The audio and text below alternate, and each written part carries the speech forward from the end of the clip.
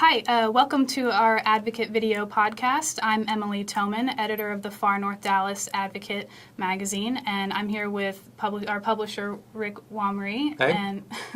And today we're going to be talking with District 12 Councilman Ron Natinsky, who is running for mayor in this upcoming election against former Chief of Police David Kunkel and Park Board President Mike Rawlings, who we'll also be inviting to come and speak with us later on. Councilman Natinsky, thanks for joining us today. My pleasure. Glad to be with you. Well, we'll start by asking what solutions do you have for the problems that Dallas faces, like the city budget crisis, that maybe other people haven't had since you've been on the council this entire time? Well, actually Dallas, while, we're in an economic financial crisis, a lot of people compare it to what's happened to the Depression of '29, but when you look at the city of Dallas as compared to other cities, we're really not doing that bad. I have the privilege of serving on the board of directors of the National League of Cities, so I meet with a lot of my counterparts across the city.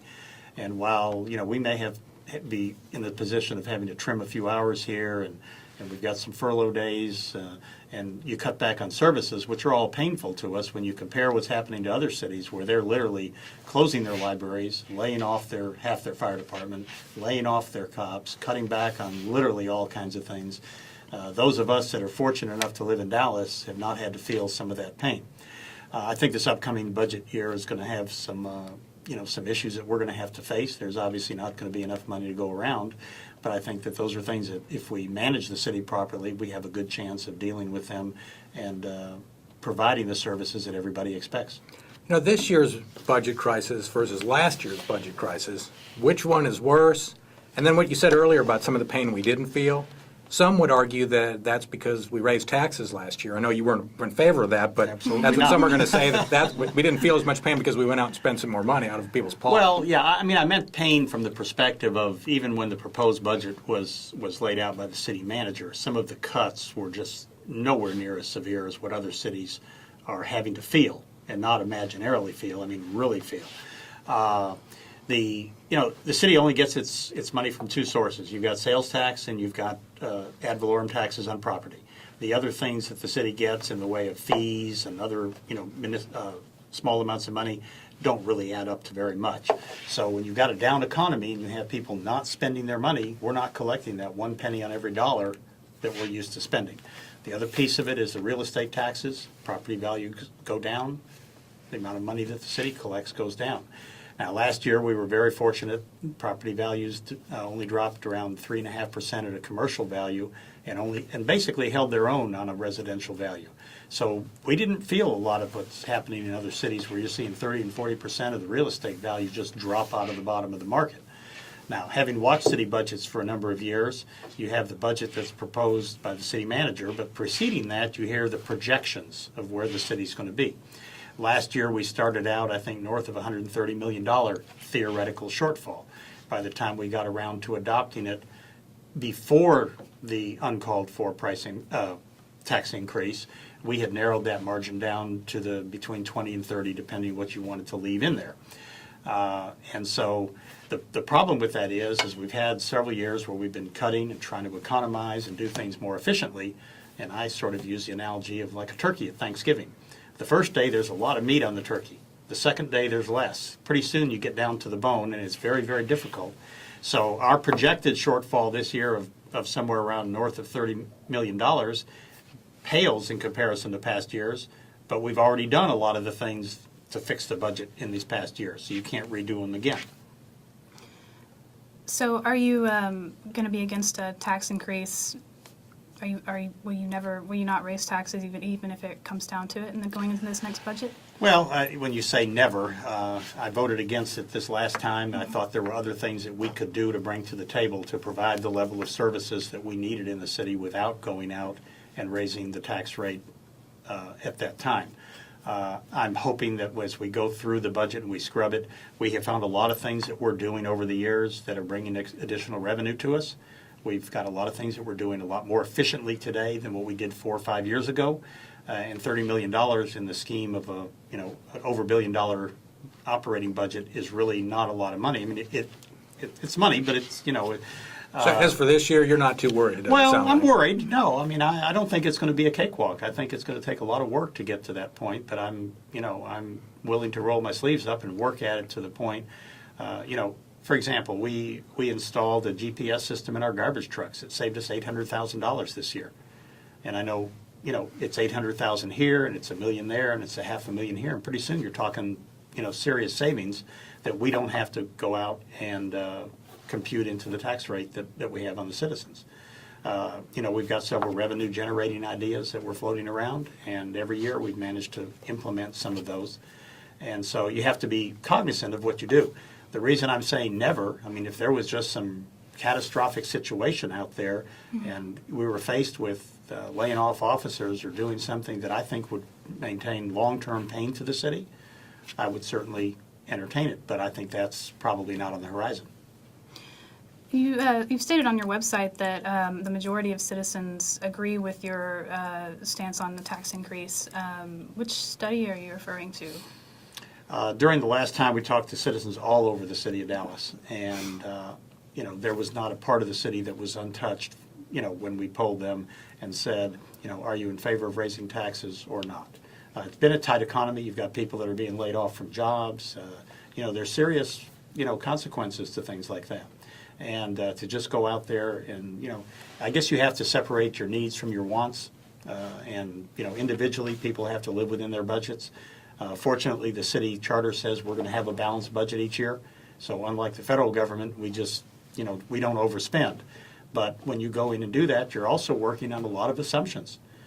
You're going out and you're projecting what the sales tax is going to be cumulatively over the next 12 months. You're going out and projecting what your costs are going to be. The cost of gasoline, it's spiked in the last couple of weeks. It's gone up 75 cents a gallon. Well, the city buys a lot of gasoline, and those things affect us. Cost of electricity. So sometimes people don't really think about all the costs of doing business, and as our cost of doing business as a city goes up, those are expenses that we have to cover. We're working on building a $500 million convention center hotel, and also with the Trinity Toll Road, and but at the same time we can't afford some of our essential street repairs and keeping rec centers and libraries open regularly and things like that. What's your response to that kind of argument, having supported? Well, if you want to, home in on the convention center hotel, it's $550 million. We'll throw that extra 50 in there. Sure. And I was a strong proponent of it. First of all, it is not being paid for with taxpayer money. We're not using general fund that we're collecting from the taxpayers on an annual basis to pay for that debt. It's being paid for with revenue bonds. The revenue bonds are being repaid by those people who stay in the hotel. The revenues that the hotel generates repay that. So there is a separation in that. A lot of the other projects that the city has going are bond projects, which come out of our capital bond program. Those don't come out of the general fund. Now, obviously, on those, there's debt service that has to be paid as a result of that. When you talk about the convention center hotel, we used to be number 5 in the convention business in the United States. We had all the giant conventions were here. The convention business for the city of Dallas is about $2 billion a year and employs about 50,000 people. So we have to make a choice, a business decision. Are we going to still be in the convention center business, or are we going to get out of it? And our decision was that we needed to be in it, that strategically where we're located in the United States is good for convention sites. We have one of the largest convention centers in the country, over 1 million square feet in our convention center. So the one thing that we didn't have was a convention center hotel. The people that wanted to come here said, unless you get a convention center hotel, we're crossing Dallas off your list. I mean, without redebating that whole Yeah. thing, I mean, should we be worried that no private sector person wanted to step up and build Well, we've tried for 30 years, and the question is, how long do you keep trying before you make the decision that you want to be in? We dropped from number 5 down to number, I think, 16. How much lower do we want to go, and how many more weeks do we want the convention center empty? But is the marketplace telling us something that we waited 30 years and nobody else wanted to put the money up? Well, let's put it this way. We built the hotel. It's getting close to being completed later this year. It's not even finished yet. And our bookings over the first 3 years are already exceeding the projections that we needed to cash flow the bonds on the hotel. So I think the market is responding. The customer said, we'll come if you get a convention center hotel. The other is you've got other hotels in the area that have gone in and renovated themselves, getting ready for the increase in business. We're having new hotels open. We have 2 new ones on the horizon right now that are going into completion. We've got a 3rd one on the way. So the business is there, and what you're doing is you're putting 50,000 people and you're keeping them busy, and you're going to grow that back to 100,000 that we used to have working in that industry. And our $2 billion worth of business will grow to 2.5 to 3, over the incremental time. Remember, convention business is long lead time business. People don't spur of the moment decide that next year I'm going to go to Dallas. These are decisions that are made out 4 or 5 years in the future or more. And as long as we're talking about the hotel and the bridge and all that, I just wanted to read you a quote that I saw Jim Schutze in the Observer had written. And I found the link on your campaign website, and just see what you think of this. This is Schutze now writing. I think the Schutze, right? I think the Caltrava signature bridge over the Trinity River and the Arts District downtown and the new deck park over the Woodall Rogers Freeway are all a bunch of useless ego trips for old, out-of-it rich people, and they will do nothing to build the future of the city. Well, as a journalist, Jim has his opportunity to have his opinion. I don't agree with that. If you want to crank it back a little bit, if we didn't have some vision with big projects, we wouldn't have built DFW Airport. And where would we be today? DFW has turned into the 3rd busiest airport in the world. It's one of the keys. It's really the heart of our economy right now. And without it, we wouldn't be where we are. But how do you balance the vision projects with the potholes and the cops and everything else? Well, first of all, let's talk about potholes. Our service level on potholes in the city of Dallas is 24 hours.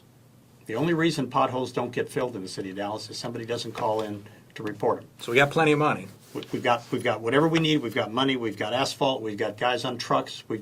And we monitor this. I mean, we've got a service that we expect to provide, and potholes happen to be a 24-hour service. You call on Monday, it's fixed on Tuesday. Okay. Now, I'm not sure that the citizens really expect a higher level of service. I'm not sure that we need 6 or 12-hour pothole service. Street maintenance, we pour a lot of money, millions and millions of dollars into street maintenance to keep them up so you don't have the pothole, issue. There's a lot of things that the city does that sometimes when you live here you don't appreciate, some of the things that are going on. So you're kind of thinking, or at least as far as what you're saying here, is garbage, potholes, and for the most part, we're getting the services that we're paying for. Well, I mean, the basic goal of government. I mean, we're sort of like a business in a way. Our goals are different. In a private business, it's about investor return and equity and profits and so forth. We have 13,000 people that work for the city of Dallas, and our goal is to provide basic essential governmental services to the citizens. Police protection, fire protection, garbage pickup, clean water, safe streets, all those sorts of things. You mentioned police earlier. Our crime rate this year so far is down over 15% over last year. Violent crime is down over 25%. Our crime rate in the city of Dallas, and I grew up here. I'm a long time. Been here a while. Been here a while. It's lower than it was in 1960. So now you're starting to sound like Mayor Leopard. Well, is that a good thing or a bad thing? Well, I don't know. I think Mayor Leopard's done a good job for the city.